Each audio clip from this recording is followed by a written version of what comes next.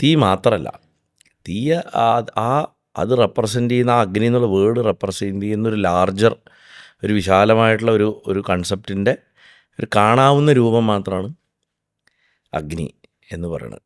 വേദത്തിൻ്റെ ഇപ്പോൾ വേദങ്ങളിൽ എല്ലാവർക്കും അറിയാം, ഋഗ്വേദമാണ് പ്രഥമ വേദം. അതിൻ്റെ ആദ്യത്തെ മന്ത്രം, അതായത് ഫസ്റ്റ് മന്ത്രം വേദം സ്റ്റാർട്ട് ചെയ്യുന്നത് അഗ്നിമേളയെ പുരോഹിതം യജ്ഞസ്യ ദേവ മൃത്യുജം ഹോതാരം രത്നധാധവം എന്ന് പറഞ്ഞിട്ടാണ്.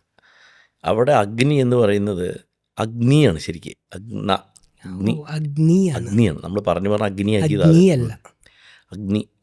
അഗ്നിക്ക് മുന്നിൽ നിന്ന് നയിക്കണമെന്ന വാക്കിൻ്റെ അർത്ഥം. One who leads from the front.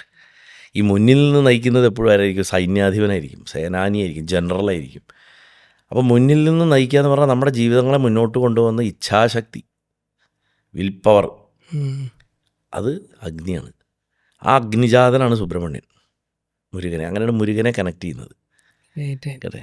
അപ്പോൾ മുന്നിൽ നിന്ന് നയിക്കുന്നവനാണല്ലോ സുബ്രഹ്മണ്യനും. സേനാനി, ദേവസേനാപതി എന്നൊക്കെ നമ്മൾ, അത് പിന്നെ പൗരാണികമായിട്ടുള്ളൊരിതാണ്. അപ്പോൾ അഗ്നി വെറും തീ മാത്രമല്ലെങ്കിൽ പിന്നെന്താ? അതിൻ്റെ കോർ ഐഡിയ എന്താ? വേദങ്ങളിൽ അഗ്നി എന്ന് പറഞ്ഞു കഴിഞ്ഞാൽ രൂപാന്തരീകരണത്തിന് വേണ്ട ശക്തി എന്നർത്ഥം. The principle or force for transformation.